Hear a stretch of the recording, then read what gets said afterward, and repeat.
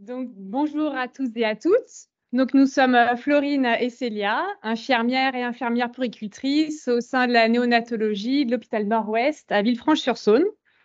Donc, aujourd'hui, nous sommes ravis de vous présenter les journées allaitement que nous réalisons au sein de notre service. Donc, notre service accueille les bébés à partir de 30 semaines et 1000 grammes. Nous disposons de 15 lits avec 4 pôles de soins intensifs, 8 chambres doubles parents-enfants et 2 chambres sans présence parentale la nuit.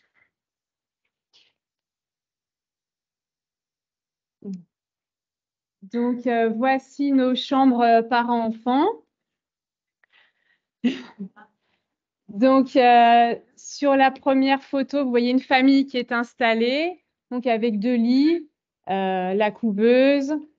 En bas à droite, vous avez la petite baignoire et la table de change, et il y a une salle de bain à l'entrée. Et donc, on peut, dans ces chambres, installer jusqu'à 2 couveuses avec le support ventilatoire, les rampes, 2 lits, 2 fauteuils.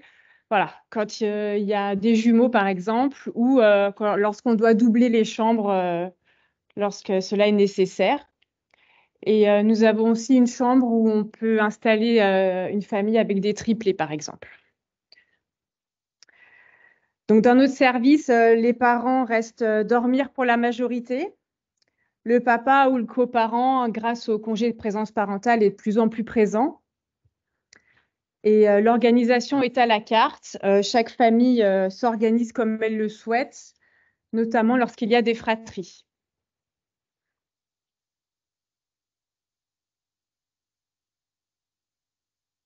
Toutes nos chambres sont équipées de caméras infrarouges qui nous permettent d'observer le rythme des bébés en instantané, 24 heures sur 24. Ah oui. Ouais. Ouais.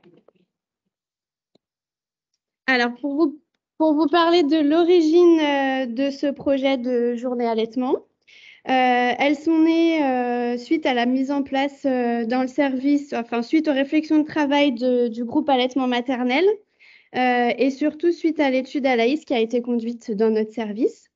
On avait un groupe de travail, le groupe soins de développement, qui disposait de temps déjà dédiés pour les soins de développement. On a constaté sur nos postes de travail un manque de temps consacré vraiment spécifiquement à l'allaitement maternel auprès de chaque famille. C'est ainsi qu'est né notre projet.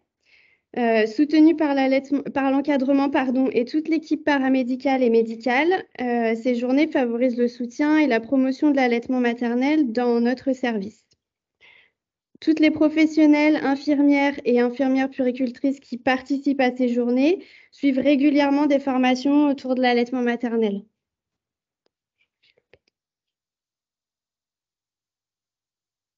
Donc, nous sommes un groupe de 6 infirmières et infirmières puéricultrices et une auxiliaire de puériculture, référente en allaitement dans le service, sur lesquelles nos collègues peuvent s'appuyer en cas de besoin. C'est en 2020 que le projet des journées allaitement s'est concrétisé. On propose une journée tous les 15 jours, où on est alors en poste dédié, sans enfant en charge. Ce poste est défini à l'avance en fonction du nombre d'infirmières qui étaient prévues ce jour-là. Effectivement. Voilà. L'objectif principal de ces journées, c'est de promouvoir l'allaitement maternel et accompagner les parents qui ont fait le choix d'un allaitement maternel en néonatologie. De cet objectif principal découlent plusieurs objectifs secondaires. Discuter du projet d'alimentation des parents en amont de la naissance, notamment lors des visites auprès des mères ou des futures mères en grossesse pathologique. Accompagner les mamans dans leur projet d'allaitement. Être un soutien pour l'équipe soignante dans sa pratique quotidienne. Travailler avec la salle de naissance pour développer l'expression précoce de colostrum en postnatal immédiat. Et enfin, poursuivre l'accompagnement des familles lors du retour à domicile. Donc, nous allons vous présenter nos actions lors de ces journées. Donc, tout d'abord, dans le service, ensuite en lien avec les autres services, et ensuite dans le cadre du suivi téléphonique que nous proposons.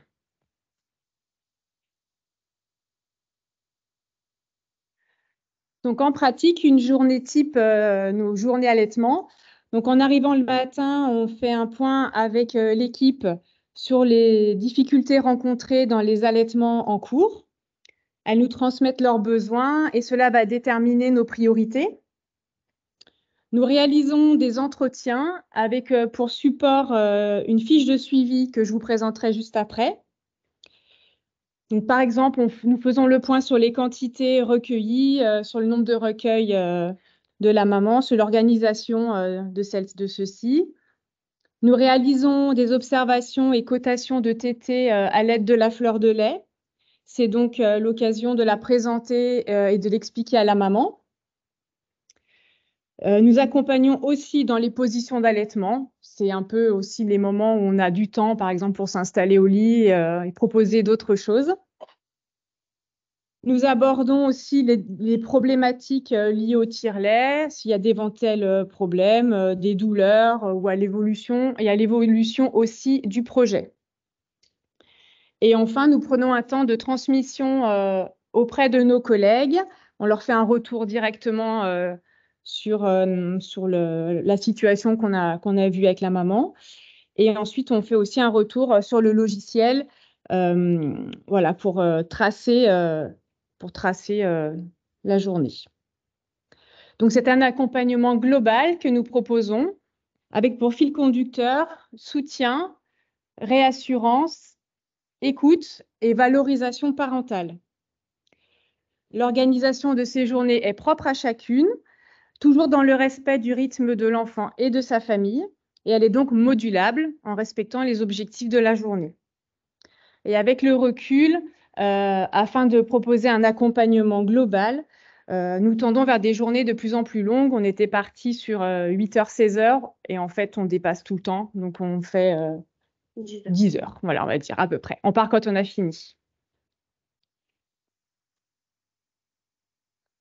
Donc, en pratique, voilà la fiche de suivi que nous avons élaborée avec le groupe. C'était important pour nous d'avoir un support sur lequel s'appuyer pour optimiser le temps auprès de la mère. Donc, cette fiche comporte 2 parties principales. Alors, vous ne voyez pas, mais l'encadré du haut est en couleur normalement. Et donc, c'est notre trame lors des entretiens. Et c'est en pratique, on va voir la maman pour voir un moment où elle est disponible. Si c'est le premier entretien, donc on va compléter cet encadré coloré. Mais d'abord, voilà, on va se présenter quand elle est disponible en la forme du groupe et des personnes qui sont référentes. Et donc, avant de rentrer dans la chambre, on va remplir toutes les données médicales en premier, afin de connaître le contexte de naissance. Et c'est un temps dédié pour échanger sur la naissance de leur enfant. Et par exemple, on va pouvoir reprendre un petit peu le contexte. Est-ce que le bébé a pu monter en peau à peau sur son parent, en fauteuil de transfert? Est-ce qu'il a pu bénéficier d'un premier pot à pot quand c'était? Est-ce que la maman a été soutenue pour l'expression du colostrum? Voilà, toutes ces petites choses. C'est vraiment un échange. C'est pas un interrogatoire. Ça fait un petit peu rigide comme ça. Mais voilà, chaque maman transmet librement son ressenti et voilà, ça nous permet d'avoir un fil conducteur.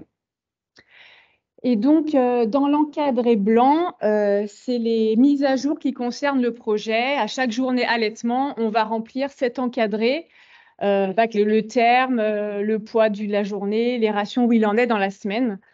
Et puis, ça nous permet voilà, de coter à nouveau une fleur de lait, de voir voilà, si les parents perçoivent les signes d'éveil. Voilà, on reprend plein de tous ces petits items. Et donc, c'est encadré, complété, dupliqué plusieurs fois sur la fiche. Elle est recto verso. Et elle est adaptée aussi. On a une fiche adaptée pour les jumeaux. Voilà.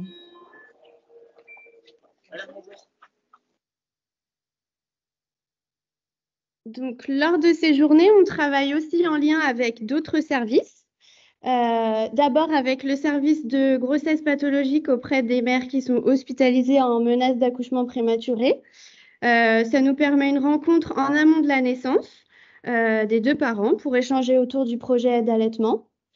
On délivre une information éclairée pour un choix qui soit préparé, personnalisé et évolutif des parents, puisque le projet est toujours évolutif. On délivre des explications concernant la mise en route d'une lactation au tire-lait et de la nécessité d'une stimulation précoce et régulière.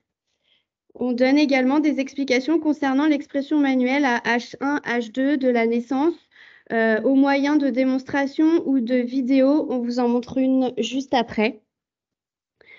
On travaille également avec la salle de naissance ou la salle de réveil lors d'une admission en néonat.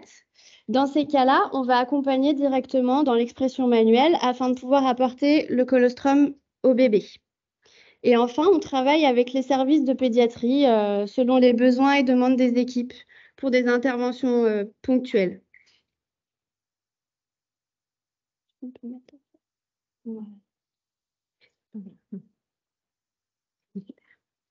Donc là, on vous montre une vidéo d'expression manuelle qui se passe en post-natal immédiat puisque c'est en salle de réveil. Ça se passe à l'hôpital Nord-Ouest. Après une césarienne, c'est une deuxième part. C'est une deuxième expérience de prématurité et c'est un deuxième allaitement maternel. Donc, c'est une maman qui a été sensibilisée au don précoce de colostrum. On l'a accompagnée dans ce recueil pour le premier sein et ensuite, pour le deuxième sein, les parents ont souhaité faire l'expression en autonomie. On leur a laissé le contenant stérile, donc contenant qu'on identifie avec la date et l'heure de recueil. Et ensuite, le papa peut rapporter le colostrum auprès de son bébé qui a été admis en néonatologie. Ce recueil-là, il se déroule en salle de naissance, ça laisse peu de place à l'intimité. On essaye quand même, dans les faits, d'utiliser des paravents ou de trouver d'autres solutions pour protéger des regards alentour, parce qu'en salle de réveil, on est rarement seul. On vous laisse constater la quantité quand même assez importante qui peut être recueillie en... Là, on est vraiment en postnatal immédiat et on voit... Voilà. Et la vidéo complète dure quand même 8 minutes. Et il y a 8 minutes de recueil, du coup. Et là, il y a 1 minute. Voilà. Nickel.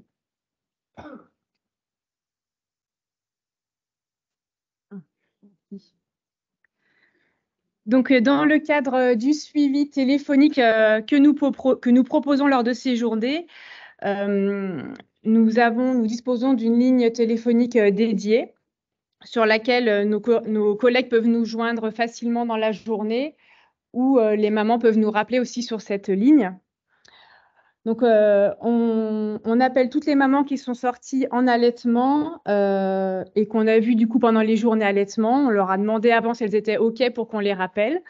Donc, en général, tout le monde dit oui. Et voilà, on ne se limite pas à l'alimentation. Lorsqu'on prend de leurs nouvelles, de nombreux sujets sont abordés, notamment le sommeil, l'élimination, les pleurs, le suivi médical, le vécu, la fatigue, la reprise du travail du père ou du coparent. Et du coup, suite à ces appels téléphoniques, un nouveau besoin a émergé. C'était celui de revoir certains enfants en consultation en lien avec des problématiques médicales soulevées lors de ces entretiens par rapport à des pleurs, au poids, à un reflux. Et lorsqu'un problème est soulevé, nous transmettons au pédiatre et nous rappelons la mère afin de lui fixer un rendez-vous plutôt très rapide. Voilà, et c'est des consultations qu'on effectue en binôme, pédiatre et une fille de l'équipe du groupe allaitement.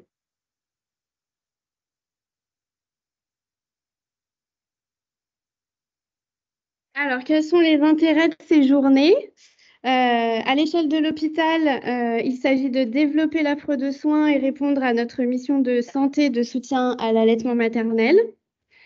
Pour le service et l'équipe, on a effectué un sondage auprès des membres de notre équipe afin de recueillir leurs ressentis et leurs besoins.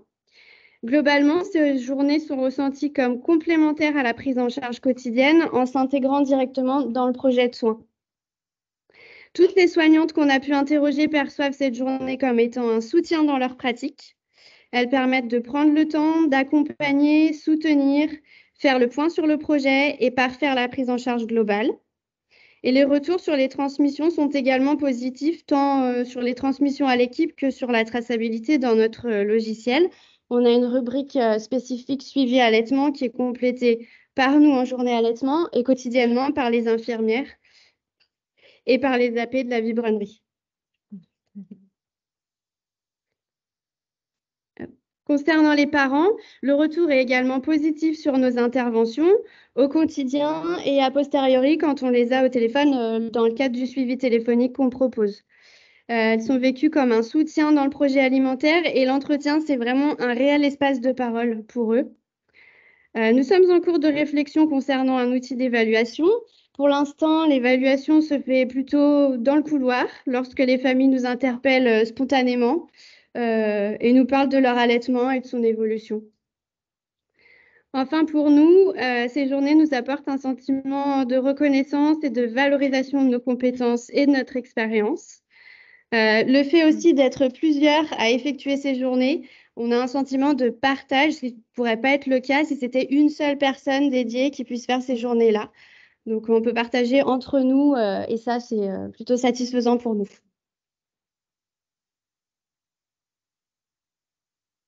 Donc, un petit peu les limites à tout ça, juste, on n'avait pas fait d'évaluation en amont pour la mise en place de ces journées.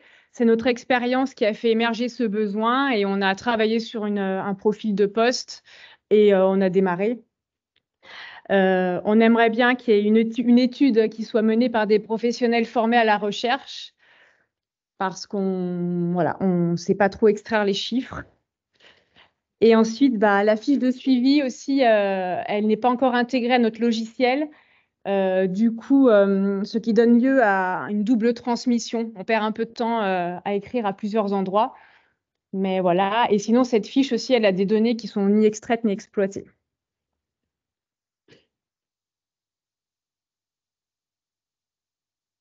Voilà, merci pour votre attention. 17.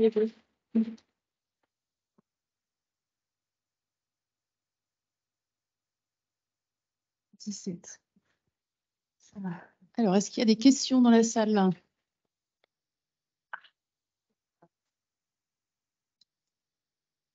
Je suis prie. Si jamais. Ah merci.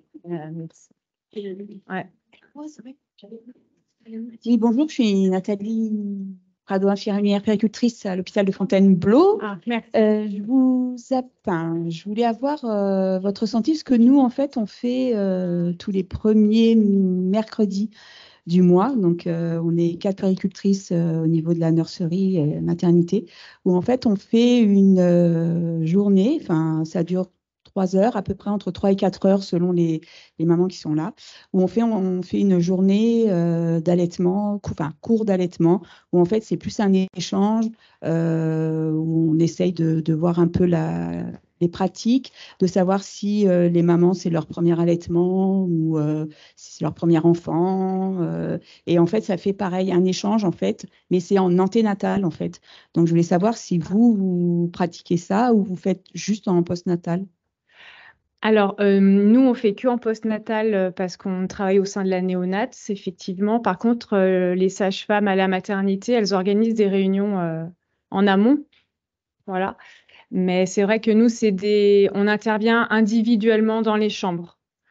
On ne fait pas de réunions à plusieurs sur ce sujet-là. On fait d'autres réunions sur plutôt la parentalité, enfin voilà, les échanges d'expériences, mais pas pour inclure tout le monde dans le service. Les mamans qui allaitent et les mamans qui n'allaitent pas.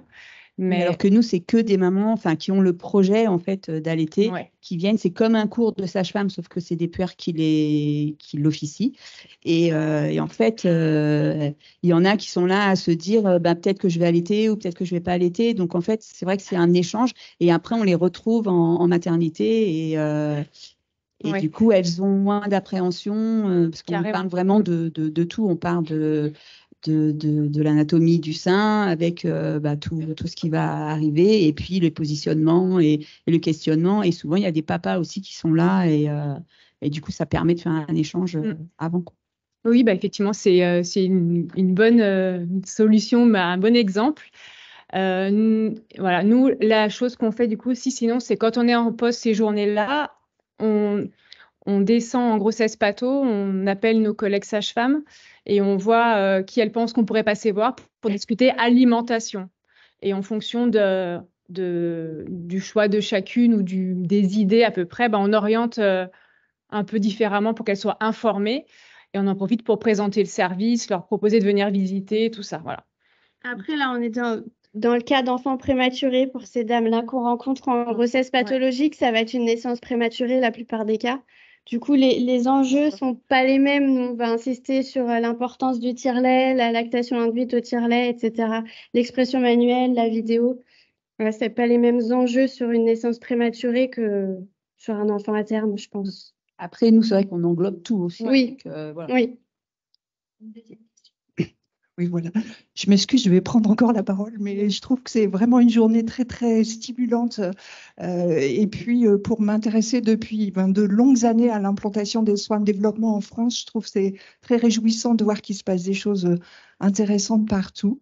Alors d'abord, en vous écoutant au fil de votre présentation, je me suis dit, mais quand est-ce que vous rentrez dans la démarche IHAB? Parce que vous avez quand même beaucoup de prérequis. Donc ça, c'est juste une première chose. Et puis la deuxième chose, en fait, c'est votre dernière diapositive sur les limites. La question que je m'étais posée aussi en vous écoutant, c'était quelle évaluation vous avez? Et donc, vous y avez partiellement répondu, mais je pense que vous pouvez mettre en place des choses vraiment très simples, hein. Par exemple, je me suis demandé quel était votre taux d'allaitement dans le service. Et rien que suivre le taux d'allaitement exclusif au sein à la sortie, ça, c'est déjà des indicateurs qui sont très pertinents. Et je pense qu'il ne faut pas avoir l'envie de faire de la recherche pointue, parce que de toute façon, vous n'aurez jamais la puissance. Donc, jamais le nombre de sujets nécessaires pour mettre en évidence des choses sur les facteurs de risque, par exemple. Mais vous pouvez vraiment suivre des indicateurs très, très simples, hein, et je pense que ça d'abord, alors ça, c'est mon expérience personnelle, ça stimule aussi quand on a des baisses de régime, on est un petit peu dépité parce que ça n'avance pas assez, on regarde ces indicateurs, ah bah si, ça a bougé, donc voilà, faut peut-être pas vous poser la question de faire des choses trop sophistiquées. Oui. Je pense qu'avec des choses simples, vous allez montrer plein de choses. C'est en cours, on y travaille. Oui, en fait, on a voulu les sortir parce qu'on savait que ça allait. Voilà. Mais en fait, il y avait trop de biais, ça nous aurait pris trop de temps. Bon, on sait qu'on doit les sortir. Effectivement, déjà ça, on aimerait beaucoup. Voilà, en plus, on a les données, mais voilà, il faut qu'on prenne du temps pour ça. Et c'est vrai que. Ouais. Ouais, voilà. En tout cas, merci. Alors, excusez-moi, j'ai également une question. Ah, une autre question. Oui, j'ai encore une question. Non, c'était juste pour l'IHAB, mais Ouais, c'est notre l'IHAB, cadre. on a vraiment le projet, on est en recherche de financement et en négociation avec la direction, mais c'est notre projet. Je suis Mathilde Maisonnier, je suis la cadre du service. Merci. Allez, toute dernière question. Ouais, j'ai une dernière Très question rapide. pour vous. Sénémie Atropos, orthophoniste au CH de Fontainebleau. Je suis là. Merci. Moi, je voulais savoir comment vous cotez les TT. Est-ce que vous avez une échelle en particulier? Est-ce que c'est vous qui l'avez établie? Eh ben, On utilise la fleur de lait. Ça, vous connaissez? Oui. Ouais, voilà. On s'appuie sur la fleur de lait. D'accord. Okay. Oui. Merci. La fleur de lait, elle est utilisée. Il y a des items, en fait. C'est sur l'échelle de Nigvist. Oui. Ouais, l'échelle de Nigvist, en fait, elle a été reprise par le réseau Éclore. Ça ressemble vraiment à une fleur avec des. Et donc, il y a différents items. Et donc, voilà, on explique à la maman les différents items. Il y a le fouissement. Le nombre de suctions. Les déglutitions, la façon de prendre le sein en bouche. Ouverture de la bouche. Le nombre de salves effectives, successives, etc., qui permettent de coter et d'arriver au point où on estime que l'enfant peut être efficace. Et du coup, là, on passera à une étape supérieure. Voilà. Donc, on a parlé des journées allaitement avec d'abord une présentation de la chambre parents-enfants Moi, j'ai vu qu'il y avait 2 lits simples séparés et des caméras infrarouges partout. Je me suis demandé si c'était pas les parents qui étaient surveillés, en fait. Attention, hein, pas de bisous. Ensuite, on a vu que les journées étaient tracées sur logiciel. Petite baisse de production vers 18 ans, madame. Mais non, je blague. En fait, le projet, c'est de valoriser les parents. C'est des échanges, c'est pas des interrogatoires. Vous pouvez partager librement votre ressenti. Il y a même un suivi téléphonique. Bon, là, j'ai arrêté la blague, j'aurais pu continuer avec les RG, mais non. Et donc, il y a plein de sujets qui sont abordés. L'alimentation, le sommeil, la reprise du travail. Et c'est vécu par les parents comme un soutien. Et l'évaluation, pour l'instant, elle se fait dans le couloir. Ah, merci, c'était super. Et on cherche encore un professionnel pour exploiter ces chiffres. Et après, on a vu que les TT étaient comptés sur l'échelle de la fleur de lait. Alors, j'ai essayé de faire l'échelle de la fleur de lait. Elle baigne dans un vieux bocal de lait. Voilà.